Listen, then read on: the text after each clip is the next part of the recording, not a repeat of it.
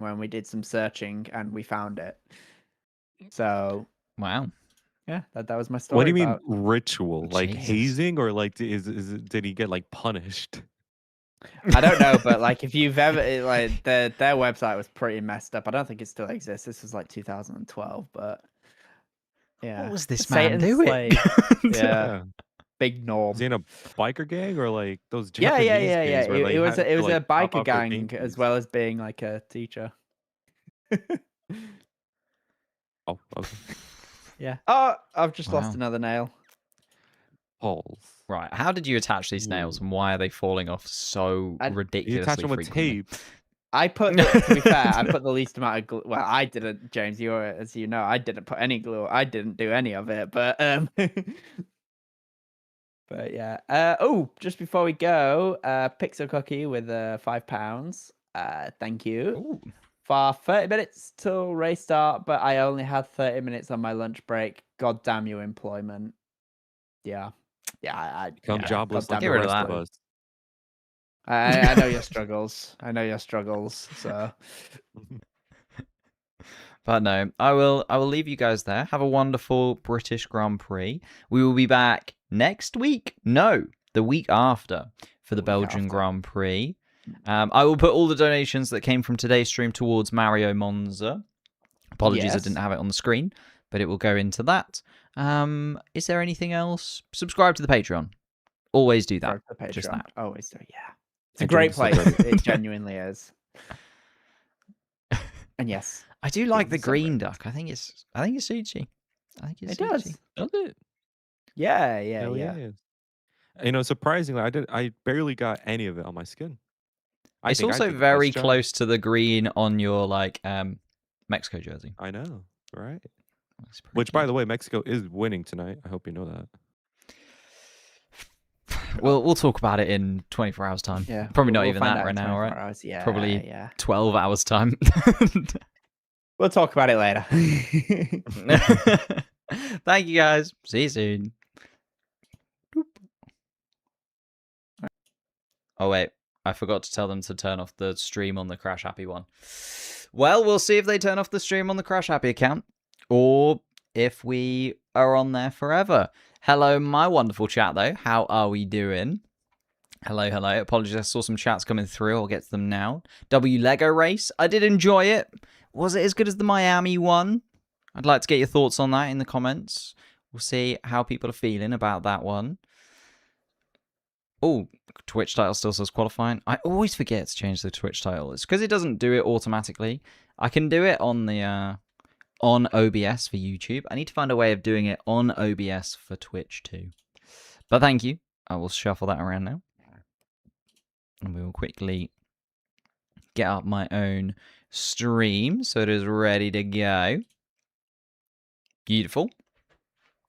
How am I? I'm good. I've got nail polish on. I think it's fairly dry at this point. I keep sort of waving my hands to try and dry it. Let me give it a towel test. Yeah, it's pretty dry. Which is a good thing, bad thing, maybe. Preferred the Miami one? I think I might have preferred the Miami one too. To be fair, I wasn't watching it wholly because I was also doing the Crash Happy pre-race stream. But it felt like the Miami one had a little bit more. Maybe it's just because it was the first one. You know, it's always difficult to do a sequel. Maybe it's just because it was the first one. You are still on Crash Happy. There's nothing I can do about that. There is. I'll quickly see if I can change it around.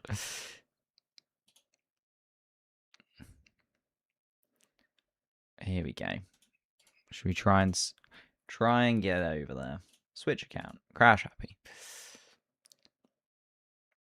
Everyone was in a single group. That's also true. Yeah, everyone was kind of clumped together a little bit more for that one. Where for this one, it was a bit more separate. And you had MBS in there, of course you did. Because he just has to be involved in everything. Does Mohammed Ben Salem. Just can't let anyone else have some fun. He didn't even have a Lego cart as well, was the main thing. It was so stupid. It was clearly like a last-minute addition that he'd made himself and just said, oh, I'm going to be in the race too. And they were like, well, we don't have a cart for you. So they just went and got a random cart, stuck an FIA sticker on it. They were like, oh, that'll do, I guess. Yeah, MBS getting involved is so just ridiculous, isn't it? Just so stupid. Oh my goodness, I think I just got nail polish on me. Oh no, I'm okay. MBS Loki ruined the race. Sorry for crash happy super chats. Never apologize for super chats, especially because Audi and Liam, I think, are one of the more interesting topics of this season so far. I feel like they're both sort of being underplayed a little bit, but Audi in particular, I really wanted to talk about because it just feels like the constructor standings don't really reflect where Audi should be. But at the end of the day, you gotta get it done. Got to get it done. Why am I not in Silverstone right now? I debated it, but to be honest with you, Silverstone is just so expensive. Like, for people that maybe aren't from the UK, Silverstone is probably the most expensive Grand Prix. I think we talked about it yesterday. Possibly Las Vegas has now taken the title. Yeah, I remember Sarah saying that Las Vegas has taken the title as the most expensive. But Silverstone is like the second most expensive Grand Prix on the entire calendar. To the extent that last time I went to a Grand Prix when I went to Budapest, you could fly to Budapest, stay in a hotel, go to the Hungarian Grand Prix, and it cost less than going to Silverstone, which I live like 2.5 hours away from. So yeah.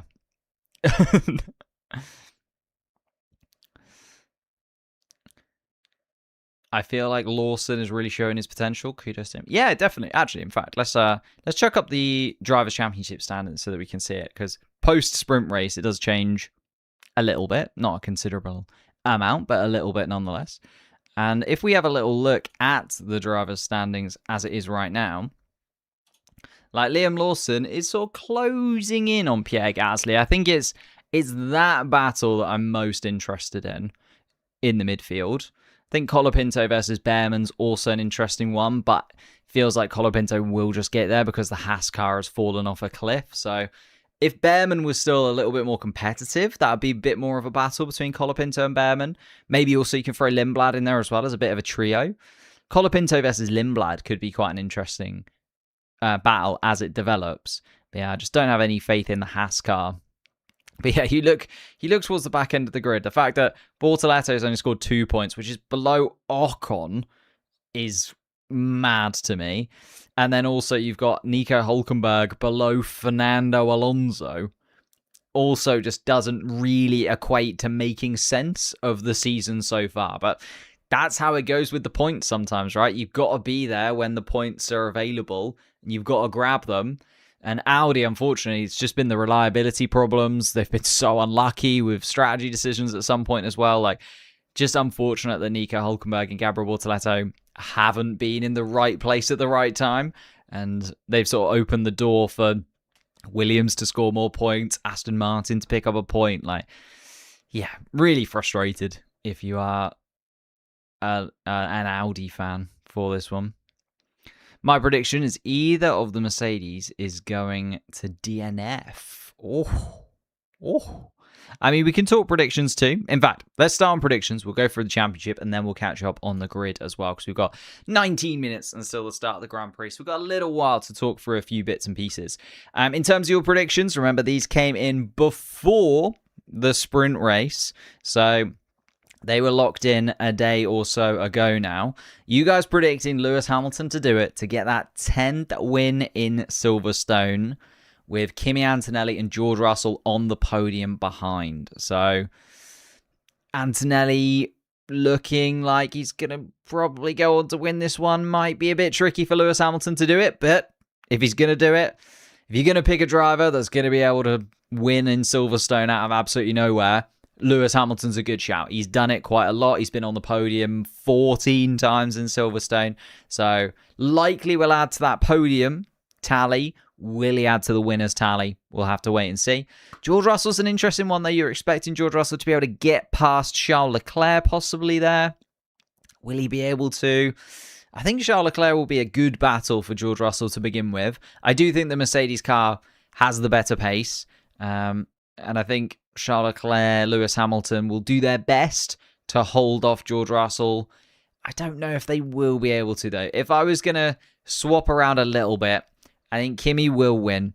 I think George Russell will probably be second. I just think the Mercedes race pace is too much, particularly because George will be able to do some undercut bits and pieces with the two Ferraris in front of him, and then put Lewis Hamilton in third place on the podium, I think. You guys have said your surprise package for the weekend will be Arvid Lindblad. Can completely agree with that. Starting ahead of Liam Lawson. Points on the board, possibly. Just missed out on points during the sprint race, but helped Liam Lawson hold Isaac Hadjar at bay for a touch. And actually, it helped the Racing Bulls team pick up that point.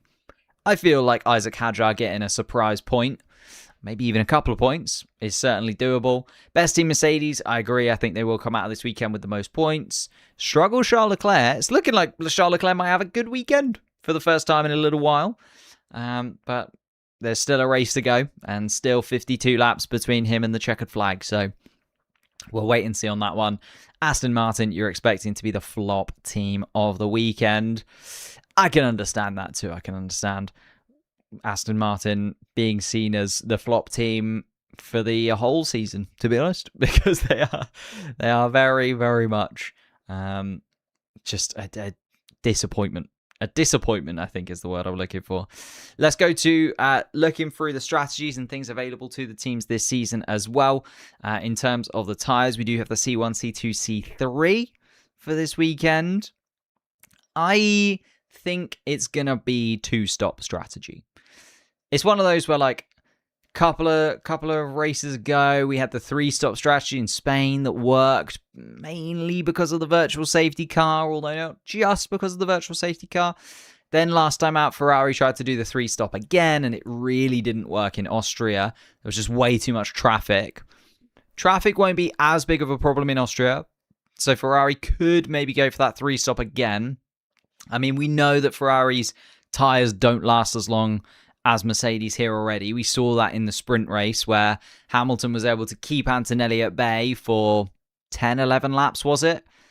And then it's just the Mercedes tyres were able to come out on top and Kimi Antonelli was able to nab that sprint win away from Hamilton. So I feel like it's going to be a similar thing again today where Ferrari will need a leg up in terms of strategy, whether that's by zigging and going for a three-stop or whether it's pitting under a safety car where Mercedes don't, or trying something a little bit different.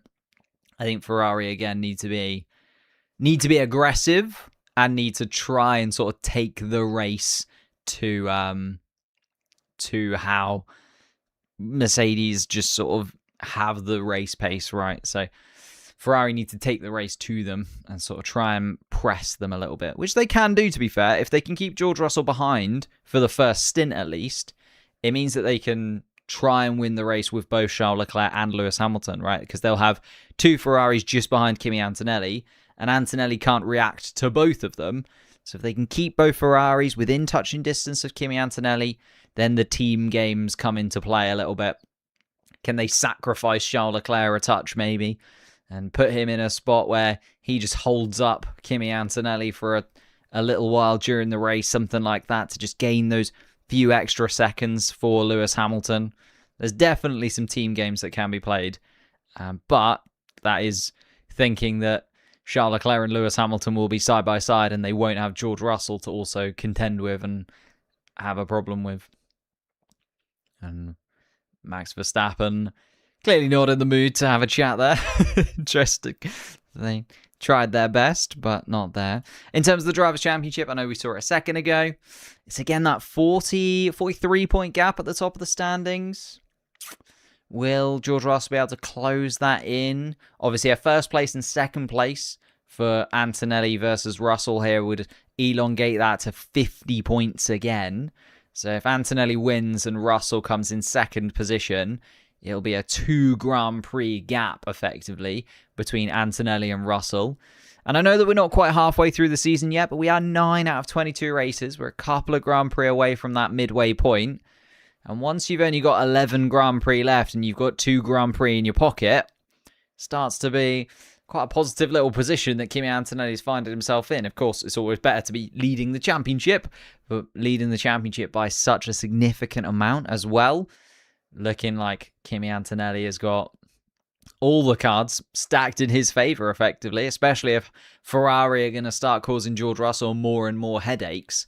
That's really helped Kimi Antonelli, and will continue to really help Kimi Antonelli as well. If he's got that 2-race margin, and then when George Russell does maybe get a little bit lucky, if Hamilton and Leclerc are either there to take away points from Antonelli, you could argue it would go in Russell's favour, but you could also argue that Ferrari taking away points from George Russell also could massively help Kimi Antonelli. So it will be a race-by-race basis that we have to keep an eye on this Drivers' Championship, and by no means is it done and dusted yet. There is then a little bit of a gap to Lando Norris in 4th place. Hamilton in the title battle. I think I talked about this yesterday where I was like, if Hamilton is within 60 points of Antonelli as they go into the second half of the season, then I'll maybe believe. But at the moment, still a little bit adrift. Obviously, 4 points still behind George Russell. It's a long way to go for Kimi Antonelli, and an even longer way to go for Lewis Hamilton. So definitely competitive, but whether or not it's on, give it a couple more races. Lando Norris, though, 4th. Charles Leclerc, 5th. Oscar Piastri, 6th.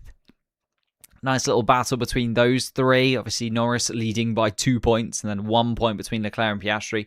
Feel like that could be very interesting, especially if Verstappen gets involved in that battle for 4th place. Like, they're all very close to one another. We'll see how that goes. And then we've got Isaac Hadjar in 8th spot, 42 points. Just 1 point ahead of Pierre Gasly. Lawson, 31. Behrman, Colapinto. Lindblad, Sainz, Albon, Ocon, Bortoletto, Alonso, Hulkenberg, Bottas, Perez, Stroll at this moment in time. We're about 10 minutes away, though, from the start of this Grand Prix. Get your predictions in. Gotta get them in before the Grand Prix starts. Who can you see where? I'll pop the quali board up for you. Kimi Antonelli starting on pole position. He's done a pretty good job of finishing in first place when starting on pole, hasn't he? And actually, he's got quite a lot of prestigious pole positions, has Kimi Antonelli, considering he only's got his first one this season in Suzuka. He's picked up Suzuka, Monaco, Silverstone. Like, if you could basically give somebody 3 Grand Prix that you could pick out of the calendar as the most prestigious, they'd probably be up there. You know, maybe you chuck in a Spa or a Monza, but Antonelli's doing a very good job at getting pole positions at the most exciting races or the most prestigious races on the Formula One calendar, and then is also leading the championship and leading another race going into, well, will he be leading the race going into turn 1? Should be leading the race going into turn 1, considering where he is. Charles Leclerc alongside him in second spot. It was a good qualifying from Charles Leclerc, actually. Leclerc was positive. He talked about how he's made changes thanks to Lewis Hamilton and sort of moving his setup closer to Lewis Hamilton's setup to try and keep that even between those two. But I think Ferrari, realistically, and again, it's very early in the season to do so, but they have only got one real chance at winning the championship, and it is Lewis Hamilton. As much as it would be great if it was Charles Leclerc, and would I prefer it to be Charles Leclerc? That's a difficult question that I don't really want to answer without thinking about it. But I would like to have had Charles Leclerc in the championship discussion as well, but he just isn't. He just isn't, unfortunately, for Charles. He really is too far behind, almost 100 points adrift of Kimi Antonelli at this point, and the Ferrari isn't that good compared to the Mercedes car, where I'm going to give Charles Leclerc a chance at winning the championship. So, do Ferrari start to intervene? Do Ferrari start to say, look, Charles, Hamilton is faster than you? Or give it the multi-21 and swap positions? Like, what do Ferrari do from that point? George Russell, an up and down qualifying. I mean, starting 4th is certainly better than starting 22nd, which it felt like he might be when it came to yesterday, especially when he put his car in the barriers in Q1, but kept going, got a new front wing on the car and managed to put it into P4. Still just doesn't seem quite settled in that car.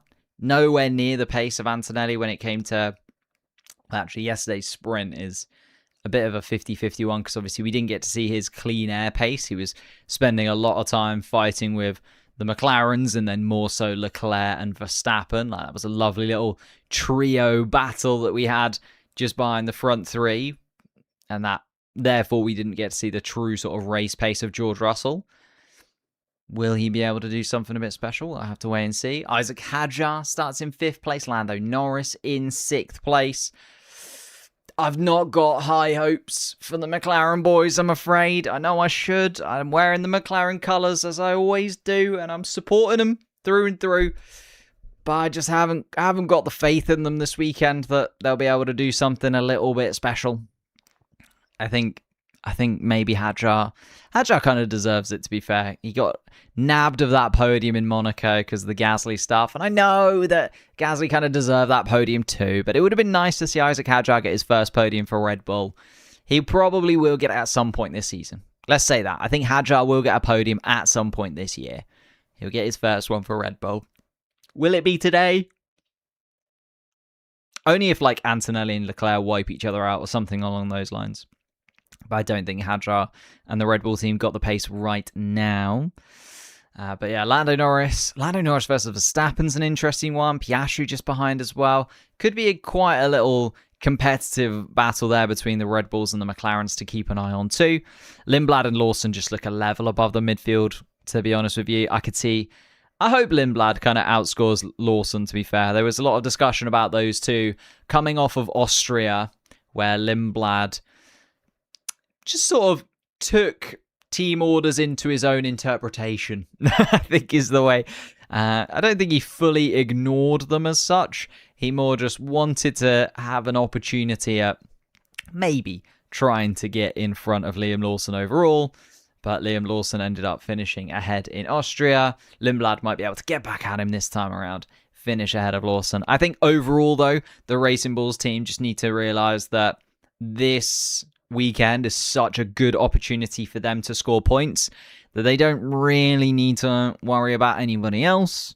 They just kind of need to consolidate finishing best of the rest, and then hoping almost that Antonelli, Leclerc, Hamilton, Russell, someone in that front pack or even in the pack of the Red Bulls and McLarens decides to have a mechanical failure or smash into one another. And then we'll get Lindblad and Lawson into even more points, and possibly some points for Bortoleto and Hulkenberg.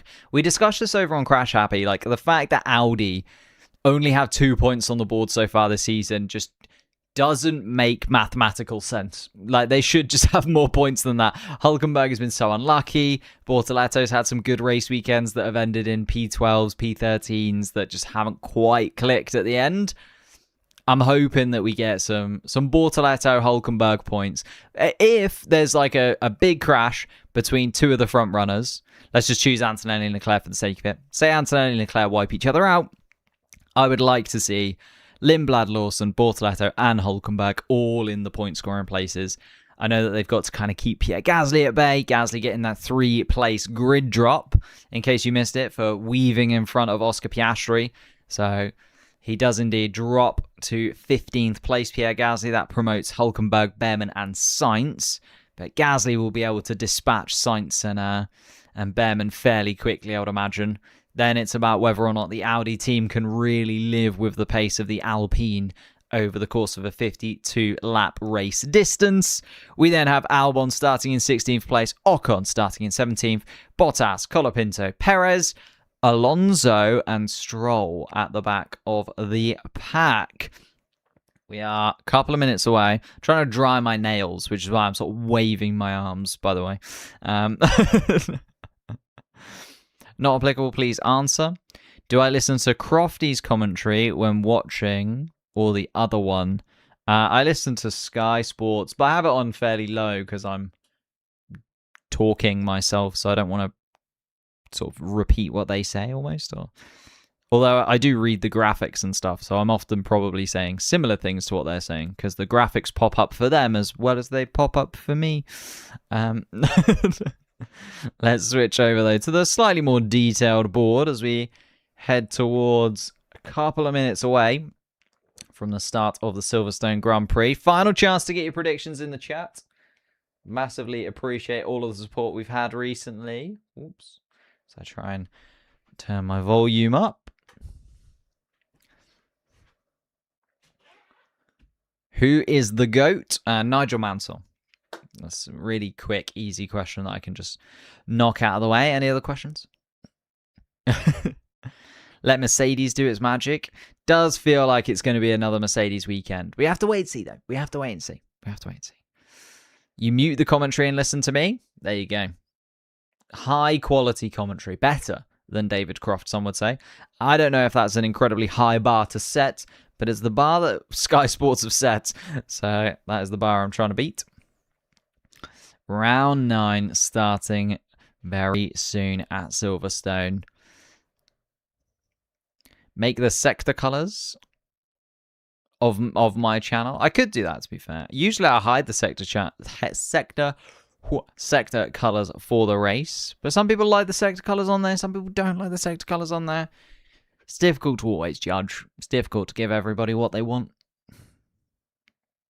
Ferrari podium. Oh yeah, I think Ferrari will certainly have at least one car on the podium, if not two. Here we go. Formation lap getting set up. Tyre blankets being taken off the cars. The 2-minute calls being called on the radio. 52 laps of the Grand Prix. Let's see if we can get the likes up on this stream. In fact, shall I set a little bit of a like target? I forgot to look how many likes we got last time around. Let me have a little look. Live posts. Austria.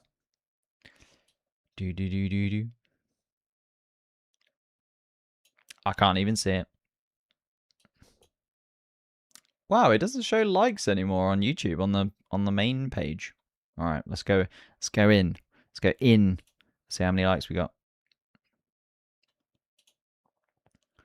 We got on the Belgium Grand Prix, we got 302 likes. So that is the goal, therefore.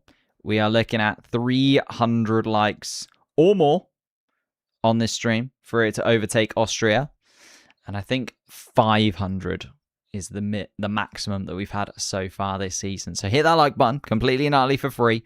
That is your goal for this weekend. And also, if you're new here, hit the subscribe button. We're live every single Grand Prix weekend for every competitive session. So we were live for sprint qualifying, sprint race qualifying, and the Grand Prix over the course of this weekend. We will also be live for qualifying and the Grand Prix in Belgium and Hungary before the summer break. And then during the summer break, lots of content coming your way anyway. So you should just be subscribed to the channel. It is the place to be. You think Leclerc overtakes Antonelli on lap 1? Okay, I like it. I'd like to see it. It would certainly spice up the championship a little bit if Kimi Antonelli were to have a little bit of a drab race and maybe get overtaken by the likes of Hamilton and Russell. Maybe even have to have a fight with Charles Leclerc. Maybe that ends with Charles Leclerc and Kimi Antonelli in the barriers. We'll have to wait and see. We are almost there. Final red light about to drop as we tick over to 3 o'clock. And Kimi Antonelli is going to get us underway for this formation lap. In fact, I think my stream might be a little bit behind. Let me reset it. There we go.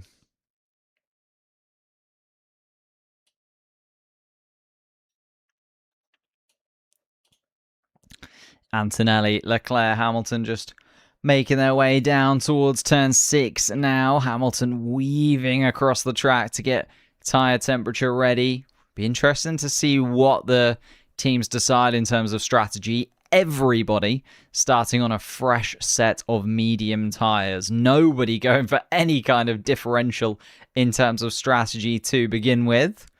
So clearly the medium tyre calculated as the best tyre to start the race on. And everybody deciding that's the way they're going to go. Be interesting to see if anybody decides to do something different, if there's a safety car or a virtual safety car, and how they align with one another when it comes to that kind of thing. But let's see.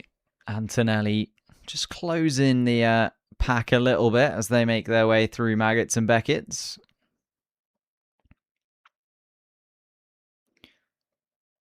And here we go then. Oh, there's a lot of a lot of celebrities at the Silverstone Grand Prix. It is the highest attended Grand Prix on the entire Formula One calendar. The attendance this weekend, 564,000, which is a record attendance. Last year, it was just over 500,000. Another 64,000 fans have made their way to the Formula One event in Silverstone this year. It does just get bigger and bigger every single season at Silverstone. And we are looking at the highlight of the weekend just about to begin. Antonelli makes his way around the final corner. And in fact, I'm going to just slightly change. There we go. Oh, as Fernando Alonso has come to a stop. And that is an Aston Martin car that has got going once again. Goodness me. Almost an end of Grand Prix for Fernando Alonso, literally just before it started. But Fernando Alonso is now running around the final sector. Be interesting to see whether or not he peels into the pits or if the Aston Martin team decide to get him onto the grid with everybody else.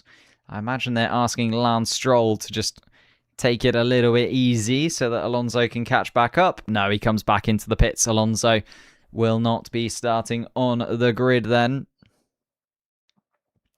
Something a little bit awry for Fernando Alonso. That means Lance Stroll still takes his spot at the back of the pack. The green flag is waved. The blue panels illuminate for the cars to get their turbos running. And we have 5 red lights between us and the start of the British Grand Prix. Here we go, ladies and gentlemen. It's lights out. And Kimi Antonelli does come across to try and defend from Charles Leclerc, but Leclerc uses the Ferrari starts and is electric off the beginning, and Kimi Antonelli has dropped 2 places. Charles Leclerc is into first place and Lewis Hamilton up into second. George Russell has held on to 4th place for now, but is fighting hard with Isaac Hadjar. Hadjar trying to sneak up the inside, not able to do so this time around though. Russell holds on to 4th place for now. Hadjar 5th. Verstappen up into 6th place. It's a poor start for Lando Norris and Oscar Piastri, both of the McLarens losing positions. Piastri's now behind Arvid Lindblad, and Liam Lawson is about to jump in front as well. Oh, there's a crash. Towards the end, down in towards turn 6. I couldn't quite see it. It looked like a Haas, possibly Ollie Behrman. And it feels like it is Alex Albon as well in and involved in that crash. It was indeed Behrman and Albon who slid into one another. They are both running still. Possibly another car involved in that collision as well. I think Fernando Alonso amongst it. But Charles Leclerc leads this Grand Prix as we head into the final sector of the first lap. Is Leclerc from Hamilton. Antonelli's down 2 positions in 3rd. Russell's maintained 4th. And Piastri thinks he has damage on the radio. He's up in 9th place at the moment.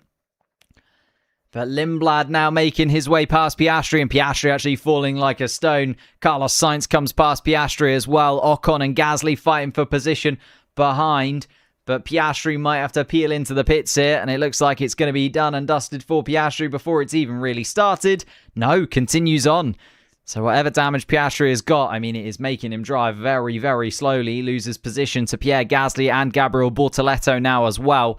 Tell you what, the Audis really lost out at the start of this Grand Prix. Hülkenberg and Bortoleto dropped behind Sainz and Ocon. Ocon, absolutely electric start from 17th place. He got his Haas up into 11th position already. He's up 6 positions. And Oscar Piastri is now falling backwards even more so. Alex Albon looks to have pretty heavy damage on his Williams car as well. He's just limped his Williams car back into the pits. And George Russell trying to defend from Isaac Hadjar more so than anybody else. Oscar Piastri finally being given the go-ahead to come into the pits and possibly have to change the wing on that car. Yellow flags, though, being waved and then taken away. Brief yellow flag, possibly, for someone going a little bit awry. I think it was, Nico Hülkenberg just made a mistake in his Audi car. He's now down in 20th place, Nico Hülkenberg. He's dropped 8 positions since the start of the Grand Prix. That is very, very disappointing for the Audi duo. Gabriel Bortoleto still in 12th, though. Possibility of Audi points still there as Bortoleto now making a move on Esteban Ocon and gets past Esteban Ocon. Up into 11th position goes Gabriel Bortoleto. 1 place away from points. Carlos Sainz currently sitting there. Alex Albon has pitted and continued on, by the way. Alex Albon about to be lapped by Charles Leclerc by the looks of things. Leclerc and Hamilton actually making their way through the first sector. Alex Albon just coming down towards turn 6. And Antonelli and Russell fighting around. Max Verstappen being given the go-ahead to go past Isaac Hadjar. And I think Hadjar giving the position to his teammate maybe, or quite possibly not. Hadjar trying to come back at Max Verstappen down towards turn 6, but Verstappen has the position for now, so Verstappen up into 5th place. Hadjar down to 6th. Norris is down in 7th now. And Oscar Piastri has made his way back to the pits. It is a swap of front wing for Oscar Piastri. And it feels like they will send him back out again. They will indeed. But that's put Oscar Piastri down in 21st place and a considerable distance behind the rest of the pack. George Russell is the one that is losing out most in this battle out front, though. You've got Charles Leclerc leading, Hamilton just 0.8 behind, so we'll get the boost. Antonelli 0.6 behind, so also looking at a boost available to him. George Russell is already 1.7 seconds behind his teammate. George Russell outside of boost range. Max Verstappen and Isaac Hadjar still squabbling over 5th place, but it doesn't feel like they're really going to tempt or get themselves into that top 4 and tempt fate by fighting too hard with one another. Lando Norris is just behind, keeping an eye on the 2 Red Bulls and is within striking distance of Isaac Hadjar. Lawson and Lindblad still running best of the rest of the midfield. They've actually inherited 8th and 9th place now. Lawson getting the better of Lindblad at the start. Lindblad still in 9th, but Lawson up 2 places into 8th. Carlos Sainz running in the final points scoring position. And it's very tight with all of the cars really. And Antonelli has just fallen to 0.9 behind. I think Ferrari desperately need to try and escape away from Antonelli if possible, but Antonelli holding on to the back of the Scuderia cars. Charles Leclerc and Lewis Hamilton leading this Grand Prix for Ferrari. Antonelli's down in 3rd. Russell is in 4th. And I'll tell you what, Russell is really struggling, falling another few tenths of a second. You look at the last lap from George Russell, a 1:34.7. That is 7 tenths of a second slower than Kimi Antonelli and Lewis Hamilton ahead. 7 tenths a lap at the moment George Russell is losing. Unless he's trying to fall backwards to find a little bit of clean air, that is horrendous pace from George Russell if he's thinking about possibly going on to win this Grand Prix. Here they come back around again. Antonelli a 1:34.3. That's a little bit more like it from George Russell, but still a couple of tenths shy of where his teammate is. And Lewis Hamilton is now outside of boost range. Hamilton is more than a second adrift of Charles Leclerc. If it stays that way, it means Antonelli will have the additional boost where Lewis Hamilton will not. Antonelli, though, is 1.04 seconds behind. Antonelli will have the boost this lap, needs to close into the back of Hamilton by just under a tenth if he wants to get the boost available to him once again next lap. But I'll tell you what, the Ferraris are looking very solid in terms of race pace all of a sudden. We know that last time yesterday during the sprint race, it got to about lap 10, and then the Ferrari started to fall behind, and that's when Antonelli was able to strike. So still 48 laps left of this Grand Prix, and still a long time to go. Here we are. Let's have a little look at this start from Charles Leclerc. Just Ferrari excellent off the line as they have been so far this year. Lewis Hamilton doing the same. A little bit bogged down. Antonelli just didn't quite get the start correct and ends up losing 2 positions to both Ferrari cars. George Russell then having to fight with Isaac Hadjar for position. got the better of Isaac Hadjar. Hadjar now down in 6th place, but George Russell still struggling to hold on to the back of the front three. Verstappen, Hadjar, Norris keeping themselves in a little trio. And actually, it's a really, really bad start by Lando Norris. And actually, oh my goodness, yeah, really tricky. Albon actually wipes out Ollie Behrman as they go down towards turn 6. Not really much that Ollie Behrman could do there. Albon just smashes into him. And he just completely locked up. And Oscar Piastri also picked up a huge amount of damage on the front wing, did Oscar Piastri. And Piastri down in 21st position for now. Let's have a little look at the gaps then. Lewis Hamilton 1.7 seconds adrift and Antonelli within a second. So Antonelli is now going to start getting boost where Lewis Hamilton is not. 10-second time penalty given to Alex Albon for that collision with Ollie Behrman. Behrman down in 17th place because of it. Bortoleto has been able to get the better of Carlos Sainz whilst we've been looking at the leaders. Bortoleto now up into the point scoring place. He's in 10th. I'll tell you what, Lawson and Lindblad, though, disappearing away from the midfield pack. The gap between Lindblad and Bortoleto already 4.5 seconds.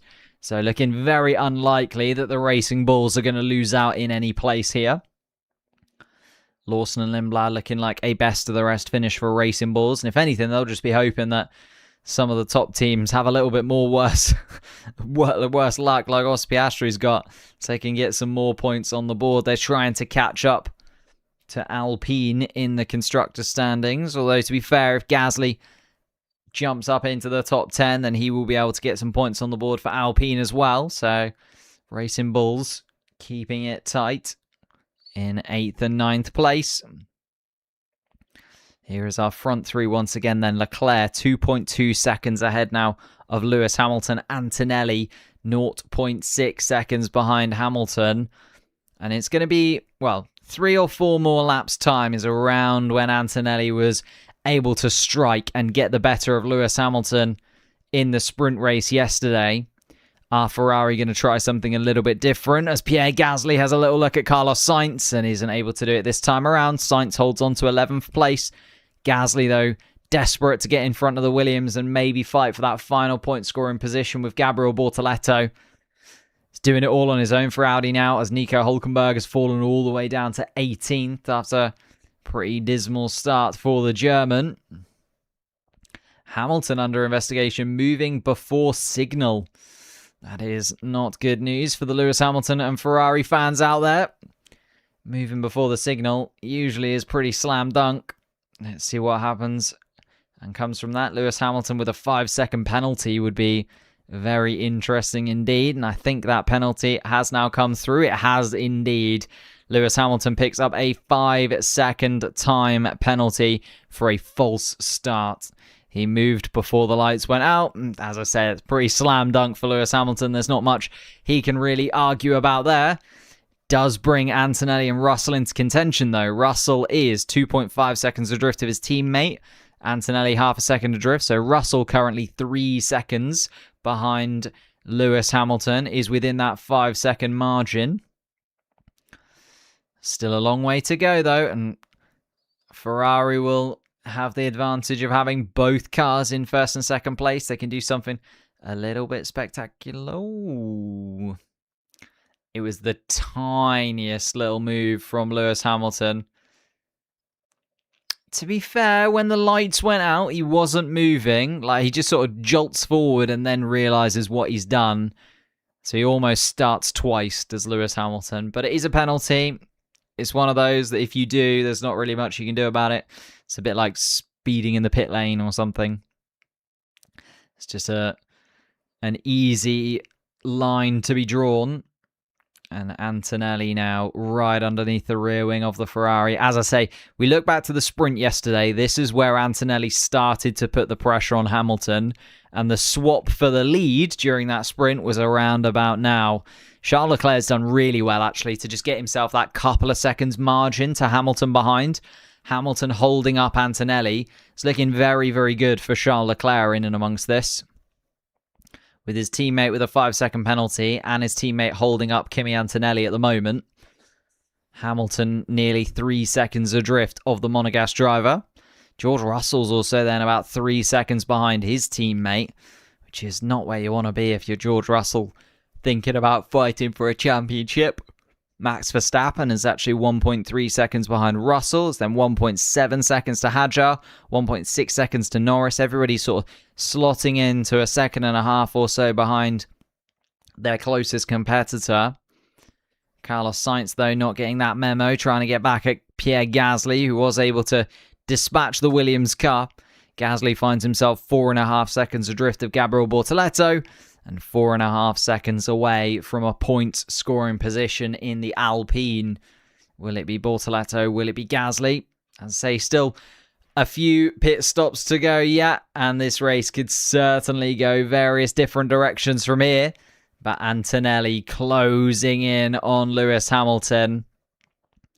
And I kind of predicted this. I sort of said if the Ferraris do get in front of Antonelli, wait until around 10 laps in, because that's what we saw in the sprint race yesterday, and it does feel like history slightly repeating itself as George Russell comes on the radio and is complaining about the gear shifts, the gearbox not quite doing the business for George Russell.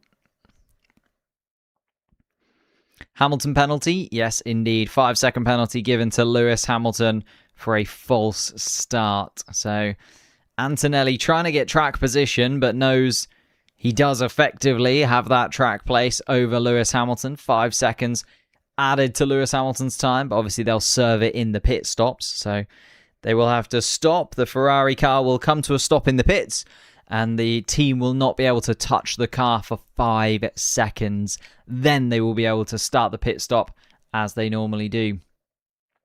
George Russell being told we have no concerns on the gearbox.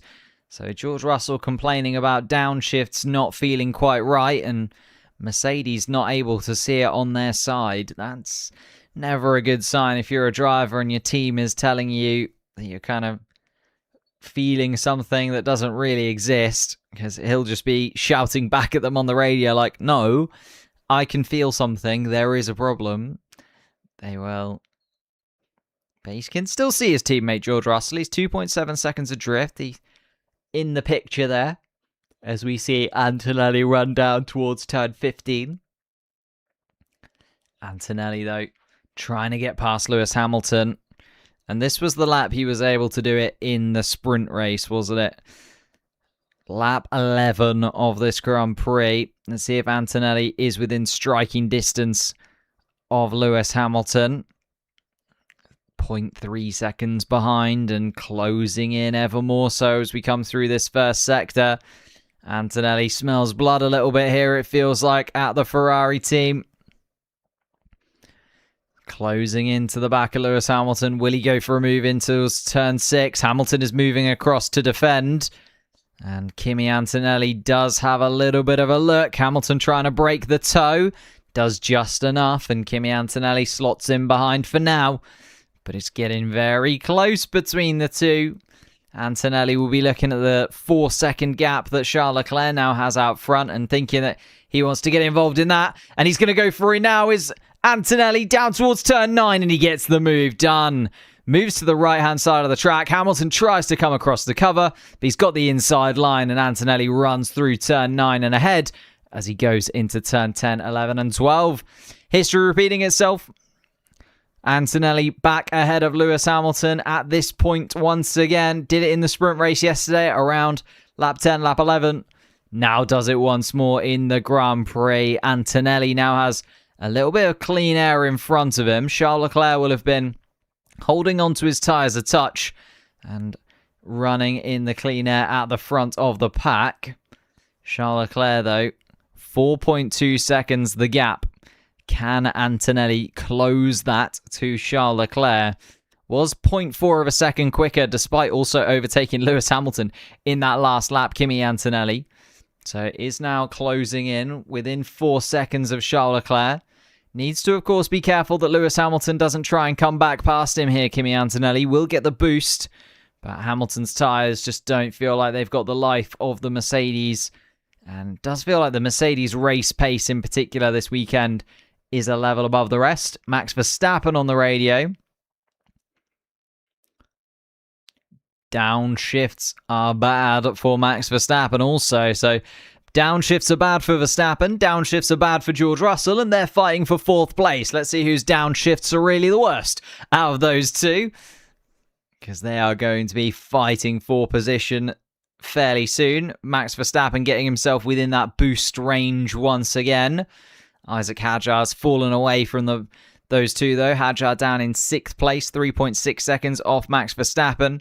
Lando Norris then another second behind, although could be worse. He could be his teammate. Oscar Piastri's down in 21st place and still 11.6 seconds off the back of Fernando Alonso's Aston Martin. We then have Lawson in 8th position. Lindblad in 9th. Both of those racing balls looking a level above the rest of the midfield. Continuing on, although Lawson is 10 seconds behind Lando Norris. There's still a definite gap between the sort of top 4 teams in the midfield pack. But it does feel like racing balls this weekend are a level above the rest of the midfield. Gasly has actually fallen a little bit further away from Gabriel Bortoleto in 10th. Bortoleto holding on to that 10th place position and final point scoring position for the Audi team would be his 3rd point of the season, Gabriel Bortoleto. And then Gasly and Colapinto now there. So the Alpine clearly does have the pace. Colapinto's been able to scythe his way through the midfield despite going out in Q1 yesterday after a little bit of a freak spin for the Argentine, has to be said, in Q1. He's managed to make his way through. He's in 12th place. He's 3 seconds off the back of Gasly. But if things go wrong for the teams in the top 10 at the moment, Gasly and Colapinto in the Alpine cars are the next best competitors, and they'll be there to pick up the pieces. Ocon, Hulkenberg, Perez, Behrman, Bottas, Stroll and Alonso kind of making their way out. Well, actually, there's a big gap between Bottas, Stroll and Alonso and the rest of the field. And then Piastri, another chunk backwards. Alex Albon is still running, but he has just been lapped by the Racing Bulls cars. So Albon collecting Ollie Behrman down towards turn 6 on lap 1. Big damage clearly on that Williams car. Had to come in, change a few bits and pieces. They decided to come back out again, but it has become a little bit of a testing run really for the Williams team. Antonelli, let's have a little look at his lap times. Tell you what, Antonelli's still 4.5 seconds adrift, and Charles Leclerc is lapping exceptionally well. So Charles Leclerc doing the business for Ferrari this weekend. Those changes that have been made to the Ferrari car clearly working for Charles Leclerc this weekend. He is flying out front. Charles Leclerc's got a nice little gap. Looking at Lewis Hamilton's 5-second penalty as well. Unfortunately for Hamilton, that is going to mean he likely comes out behind Russell and Verstappen once the penalties are applied and pit stops are complete. So then Hamilton's going to have to deal with Verstappen and Russell, which is just a horrible duo to have to try and get back past to get back into the podium places. Isaac Hadjar now under pressure from Lando Norris, and maybe the Mercedes engine just a little bit better set up for race pace. Holding onto those tyres a little bit more functionally. Because Norris now closing in on the back of Isaac Hadjar as we get to lap 14 here. 39 laps left to go. It's starting to get towards the point where drivers might think about pitting if they're going for the two-stop strategy. Start to see the medium tyres graining a little bit as the cars come through the final sector. You can just see the onboard of George Russell there, and the tyres starting to look a little bit out there. Piastri even saying that his front left doesn't look great in the graining, and Piastri's already pitted and on the hard compound tyre. So just going to show that everybody is going to start struggling. Feel like most people kind of continue. It depends though. If you go for the two-stop strategy, it might be worthwhile. We're seeing quite a lot of graining. And the one-stop strategy, though, you'd probably want to stay out for another 10 laps or so. So we'll see if anybody decides to go for it. Literally everyone starting on a fresh set of medium tyres at the beginning of this race. Piastri and Albon, the drivers to have pitted so far, but they wouldn't have wanted to. They have pitted because they picked up damage. Piastri running in 21st place, Albon 22nd. And Max Verstappen continuing on to close that gap to George Russell is still within a second. And Arvid Lindblad actually on the radio asking Liam Lawson to hurry up a little bit. They have got a 4-second gap to Bortoletto behind, but Lindblad clearly frustrated by Lawson's pace so far. And I'll tell you what, the Red Bull mechanics just making a little bit of a move in the Red Bull garage. Do they go for the two-stop strategy, or do they just continue on? Doesn't look like they're continuing on for now. Verstappen and Hadjar have both made their way onto the next lap of the Grand Prix. Oh, and Alex Albon, the Williams team, seeing him come into the pit lane once again. Is that going to be the end of Alex Albon's British Grand Prix weekend? I think so. Albon into the pits once more. Maybe serving that penalty, do another lap, and then retire from the Grand Prix, because has got that penalty looming over his head. Of course, has to deal with that penalty before next week's Grand Prix. Albon still stationary in the pits, though, so making a few changes to that Williams car, but they have sent him back out again. So there we go. Lando Norris putting Isaac Hadjar under pressure. Max Verstappen putting Russell under pressure. Starting to see, well, one Red Bull trying to make moves forwards and the other Red Bull defending 6th place. George Russell versus Max Verstappen could be a tasty little battle over the next few laps, especially if Max Verstappen's been able to hold on to those medium tyres just a touch better than the Mercedes. Be impressed, though. The Mercedes, very good on their tyres. Well, Kimi Antonelli, very good on his tyres so far this weekend in the sprint race. But maybe George Russell not quite able to do so. And Max Verstappen, as soon as he's within half a second of you, you've got to be a little bit concerned. And George Russell will see the Red Bull very close in those wing mirrors as they make their way through the first sector. And in fact, Verstappen taking a slightly different line through turn 4. Is he going to try and swing it through turn 5 to get the run at Russell down towards turn 6? He might do so. Has a little look at the Mercedes car. Nothing doing for Verstappen this time around. As I say, though, Lewis Hamilton, once he pits and serves his penalty, because of that additional 5 seconds, Hamilton will come out behind Russell and Verstappen as it stands. So if you're a Ferrari fan and a Hamilton fan, this will actually do you a bit of a favour. Although George Russell can't defend at all, as Max Verstappen goes past and into turn 9 and is now ahead on lap 17 of this Grand Prix. It was a really tidy move from Max Verstappen. Max Verstappen, though, will have used his boost there to get past George Russell, as Russell got enough energy to come back at him.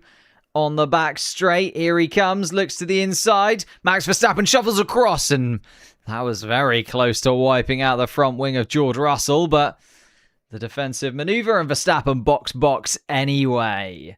So that battle does not continue. Max Verstappen pitting a little bit early there. Overtakes and then pits. It's classic Max Verstappen. He does what he likes. Goes for the overtake, gets it done. Slots in and then pits. Just wants to show that little bit of dominance, does Max Verstappen. It's hard compound tyres going onto the Red Bull car. Should come out still ahead of Liam Lawson. Just trying to track where Lawson is. Yeah, he is going to come out ahead of Liam Lawson. And to be fair, the Racing Bulls probably wouldn't hold up Max Verstappen too much. I know that they're separate teams and they're fighting for things and so on and so forth. But they're not really fighting with Max Verstappen in this Grand Prix.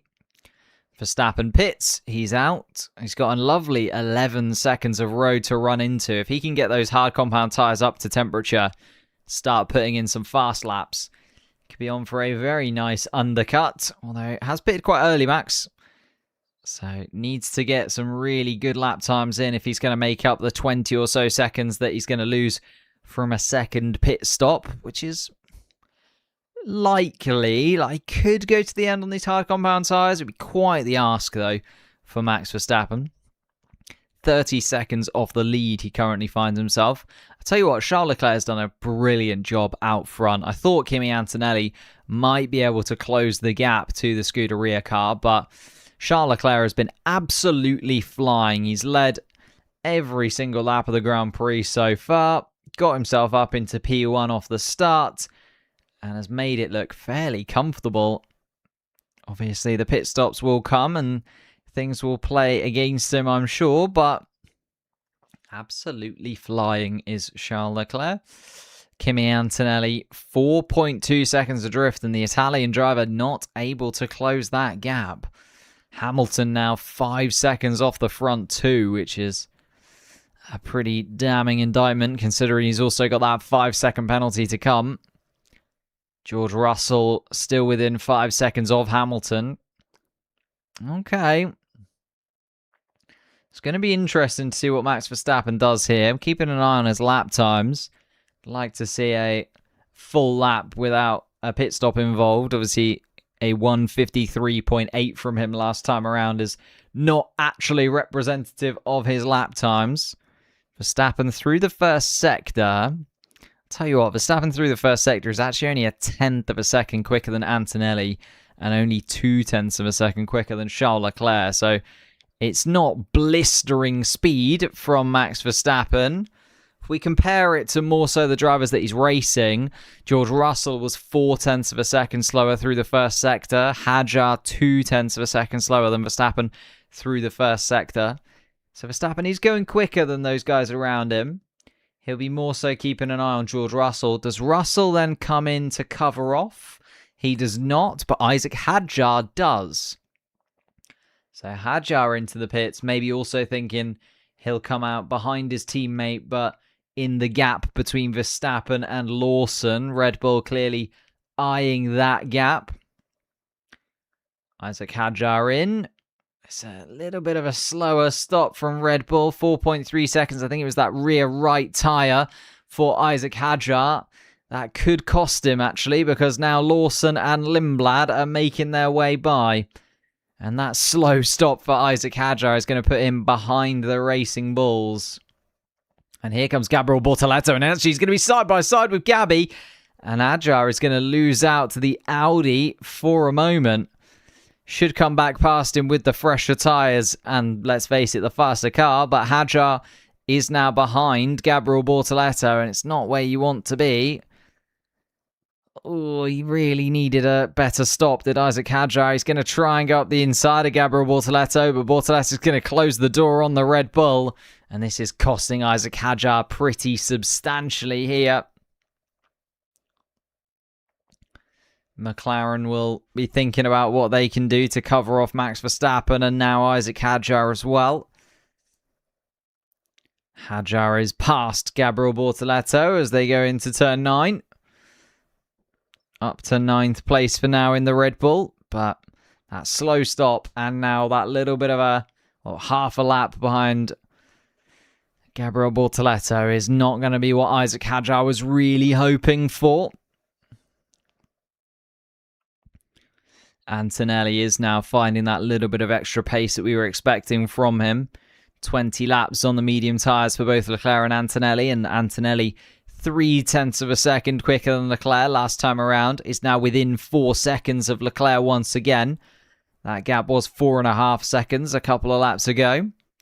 Antonelli looking for another win this season. Hamilton looks a mile adrift now. He's 5 seconds back from Kimi Antonelli, nearly 10 seconds adrift of his teammate Charles Leclerc, who's running at the front of this race. Then George Russell is another 4 seconds back from that still. So it's not looking super competitive between Charles Leclerc and Kimi Antonelli. Those two should have kind of a run at one another for those top 2 positions. Hamilton should... Oh, well, actually, he's got that 5-second penalty, hasn't he, Lewis Hamilton? That 5-second penalty will still slot him behind George Russell as it stands. Carlos Sainz decides to pit for Williams at this point as well. So we have seen Lance Stroll come in, Hulkenberg's come in recently as well. Hadjar and Verstappen, the big names to have already pitted and be on that hard compound tyre for now.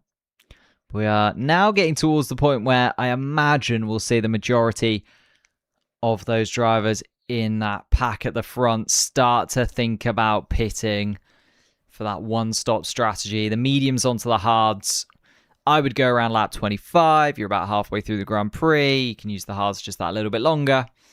Verstappen, Hadjar going early. And tell you what, Verstappen's lap times have been pretty comparable to Charles Leclerc and Kimi Antonelli, but a touch quicker than George Russell and Lewis Hamilton, and that's who Max Verstappen is really fighting with at this point. You see Lewis Hamilton at 134.8, Verstappen at 134.1, and could be a little bit of a tactical decision. And the virtual safety car is out. Virtual safety car has been deployed. There is an umbrella on the track. Will anybody get the chance to pit under the virtual safety car? Ooh, that's... I mean, it is ending now. Esteban Ocon did come into the pits, but won't get the real benefit of pitting under the virtual safety car. I thought that the pit lane was going to be very, very busy there. But massive, massive sigh of relief if you're a Max Verstappen fan, because they pitted under full racing conditions. Then everybody else would have likely pitted under that virtual safety car had it lasted just a little while longer. There's an umbrella that ran out onto the track. And George Russell continuing on. Just trying to hold himself within 5 seconds of Lewis Hamilton, but is falling away pretty dramatically. It's 4.9 seconds adrift, George Russell. So that 5-second penalty actually puts Lewis Hamilton right on top of him. And Lewis Hamilton... car just won't turn. So much understeer. It's crazy. And the tyres are starting to fall away from Lewis Hamilton as well, as we're now seeing Isaac Hadjar has caught up to the back of Arvid Lindblad. And Lindblad not making it easy for the Frenchman. Isaac Hadjar tries to have a little look up the inside, but Lindblad nothing giving this time around. They come down towards turn 1 together again.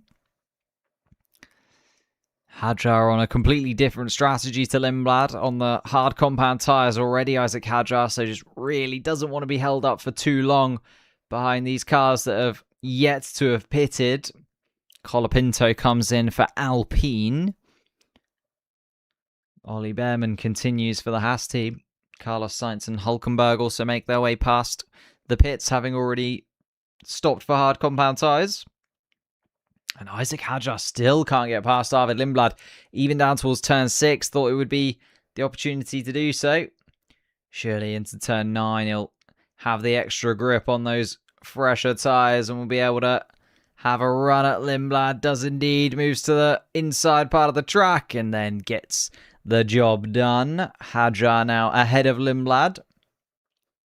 Hamilton is being given the box on the radio. And he is in. Hamilton is in. He is going to have to serve that 5-second penalty, Lewis Hamilton. So they cannot touch the car for 5 seconds. They get a little flash, and then they know that they can go. They do indeed. George Russell pits at the exact same time, and that 5-second penalty has put Hamilton just behind George Russell. It was going to be right on top of one another. Mercedes deciding to pit at just the same time. And Hamilton now comes out behind George Russell. Ooh. Let's see what Hamilton can do from there then. Hamilton really needs to get past George Russell if he's in any kind of contention for the win in this Grand Prix. Outlap critical. He's being told over the radio as Lewis Hamilton as he comes down towards turn 6. And unfortunately, that outlap is going to be stuck behind George Russell. Russell now on the same tyres as Lewis Hamilton. Exactly. Both pitted onto the hard compound tyre. Fresh set of hard compound tyres for both. And that 5-second penalty. Ooh, okay. Max Verstappen's come out pretty well in this. Obviously got the undercut. 6 laps worth of undercut from Max Verstappen. So he's now 6 seconds ahead of Lewis Hamilton in 6th place. He's 5 seconds ahead of George Russell. That's scuppered Lewis Hamilton any kind of a podium, it feels like, at this point, unless he can find some really solid pace. Although George Russell has just set the fastest middle sector of anybody so far this afternoon. Leclerc, Antonelli, Norris ahead, yet to have pitted though. Charles Leclerc, if he does pit, should come out still just ahead of Lando Norris. It's actually going to be quite tight. Needs to be a good stop from the Ferrari team. Charles Leclerc currently having to deal with back markers, Albon and Bottas ahead of him, and Antonelli has just made his way past Perez and Ocon, so the traffic's starting to be a bit of a problem for the front runners. Charles Leclerc surely is going to pit soon, though. Antonelli maybe wanting a tyre offset. I feel like Antonelli would go for the undercut, but hasn't gone for it. Charles Leclerc is going to box. Does Antonelli decide to do it and cover him off? Max Verstappen continues on in 4th place. George Russell's actually closed in a little bit there to 4.2 seconds behind, and Hamilton is 0.7 behind. Charles Leclerc comes into the pits. Unfortunately, he's following Alex Albon into the pits. So Alex Albon, obviously, they're all going to be at pit limiters. Not like Alex Albon's holding up Charles Leclerc, but it's just a little bit awkward to deal with the Williams car in front of you. In comes Charles Leclerc. Antonelli did continue on, by the way. So Antonelli is now looking for maybe a little bit of a tyre delta to Charles Leclerc. Has released Kimi Antonelli back into the lead of the race. Of course, was on pole. But halfway through this Grand Prix, it is still Charles Leclerc that is effectively leading, as Antonelli yet to have stopped. And actually, Charles Leclerc does come out a chunk of time ahead of Lando Norris. A really solid stop from the Ferrari team. Comes out in 2nd place. Lando Norris yet to have stopped. It's looking like a guaranteed at least 2nd from Charles Leclerc. But he'll be eyeing that victory. And Kimi Antonelli, the only driver looking like he can really take it away from him. Antonelli gets past Valtteri Bottas. Let's have a little look at Antonelli's lap times compared to Leclerc. Depending on how long Antonelli stays out, we might get Antonelli pit in this one. Those medium tyres, just that little bit of graining you can see as the onboard from Kimi Antonelli's perspective. That front right tyre just looking that little bit worse for wear. Hamilton now putting his old teammate George Russell under a lot of pressure. Hamilton closing into the back of George Russell, is within boost range. And Hamilton on the radio, fighting for P6. And we are fighting for the podium, says the Ferrari engineer to Lewis Hamilton. So they think that P3 is still on, despite the 5-second penalty for Lewis Hamilton, and just, let's face it, the lack of pace compared to Antonelli and Leclerc. Hamilton has come out a fair distance away from the lead of this Grand Prix, 30 seconds off Kimi Antonelli. Of course, Antonelli yet to have pitted, but it's a good 15 seconds away from Charles Leclerc too.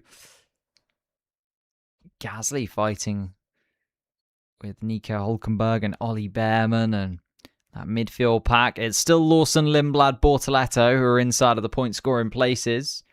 Colapinto's done a decent job to get himself into 11th place. Colapinto's pitted as well. He's ahead of his teammate. Colapinto outdoing Pierre Gasly in this one so far. And Bortoletto does finally pit then. So Bortoletto, the first to pit from the midfield cars inside of the point scoring places. Lawson and Lindblad just realizing that they can let everybody else pit behind them. And Kimi Antonelli on the radio. Don't let other people undercut me. I think Kimi Antonelli doesn't quite realise how much of a gap he and Charles Leclerc had at the front of this Grand Prix. They are definitely not going to get undercut, Kimi Antonelli here. Charles Leclerc's lap times about to come through. Antonelli with a 1:33.6 last lap. Charles Leclerc is 15.5 seconds behind Kimi Antonelli and was 0.7 of a second quicker on that last lap. So Charles Leclerc finding 0.7 of a second to Kimi Antonelli just means for every 0.7 that Charles Leclerc finds now, Kimi Antonelli effectively has to find even more than that. Like, Kimi Antonelli's going to have to come out and be like a second a lap quicker, really, to properly offset what he's losing here. Because he's going to fall behind. What is the gap? 15 seconds. So Antonelli pits. Going to be about 5-6 seconds behind Charles Leclerc. Arvid Lindblad finally pits for the Racing Bulls team. He's actually going to get a little bit of an undercut for Liam Lawson. So Lindblad getting the opportunity to box first to cover off Gabriel Bortoleto. Bortoleto only just making his way around turn 18, and Lindblad has been released. So looking good for the Racing Bulls team once more. Lindblad's going to come out ahead of Gabriel Bortoleto. Wasn't undercut by the Audi car and now has a lap fresher tyres as well. Very nice from Arvid Lindblad, despite a little bit of a slow stop for Lindblad as well. They've done well there. Just needs to hold off Gabriel Bortoleto as he gets those tyres back up to temperature. Colapinto will be hoping that they just wipe one another out. He's down in 11th place for Alpine. Pierre Gasly has finally been able to deal with Nico Hülkenberg and Ollie Behrman, and Gasly's up into 12th place once more. Antonelli continues on though.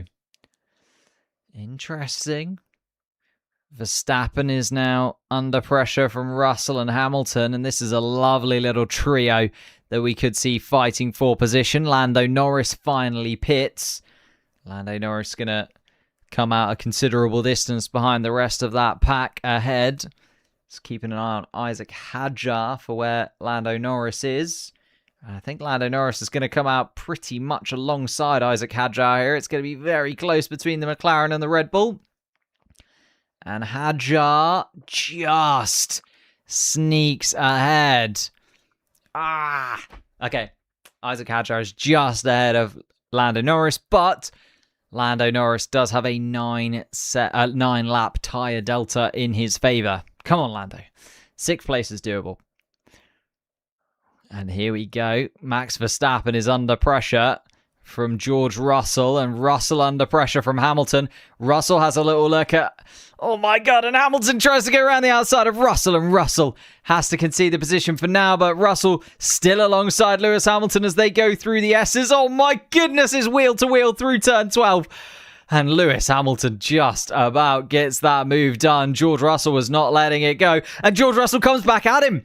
George Russell, as they come out of turn 14, just gets the run out of Lewis Hamilton. Hamilton may be caught sleeping there. George Russell using an extra bit of boost, and George Russell gets back ahead. Ooh. I mean, it's good, looking good for Max Verstappen in all of this, because Russell and Hamilton costing each other lap time. George Russell, wow, that was very, very solid from George Russell. Got right up alongside Lewis Hamilton as they made their way through turn 9, 10, 11, and 12.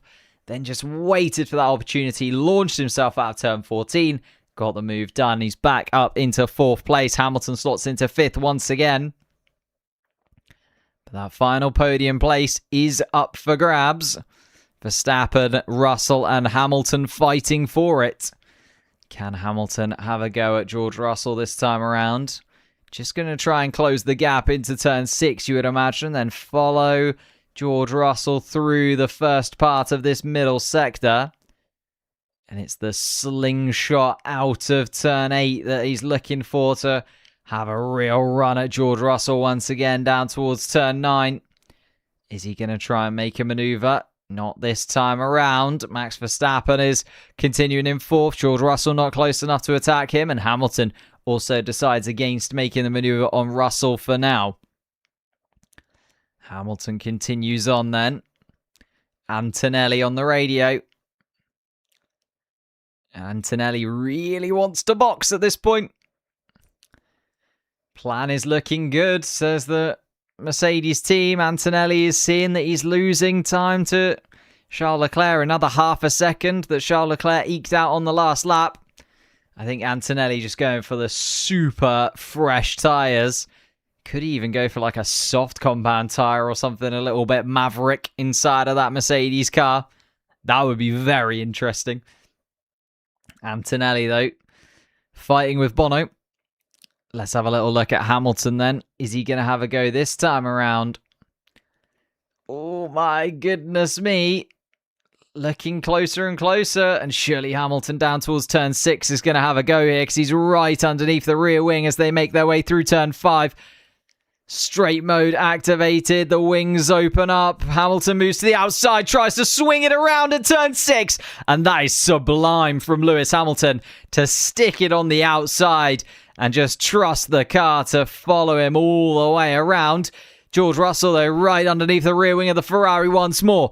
Peels to the right-hand side of the track. They're going to be side-by-side with one another into turn 9. But George Russell's going to have the inside line. Hamilton's going to try and come back at him, but not this time around. Verstappen continues on in 4th. George Russell retakes... Sorry, in 3rd. Russell retakes 4th, and Hamilton in 5th place. Hamilton just can't get it to stick. It's a couple of times now he's been ahead of George Russell, but Russell's been able to pounce back on him. He tried through turn 9, didn't stick. Tried through turn 6, didn't stick. Hamilton may be running out of options here. Antonelli still on the radio, asking about tyres, still trying to get the down low from Bono. And Verstappen is absolutely flying away from this. He's hoping that George Russell and Hamilton just continue to battle. I'll tell you what, though. George Russell actually... within boost range, where Hamilton was not this time around. So Russell now is going to have to get a little bit of a boost compared to Max. And Hamilton is not going to be able to fight in the same way he did last lap. So this is where Russell can really push and does need to make the most of it. Kimi Antonelli, though, 13 seconds ahead of Antonelli.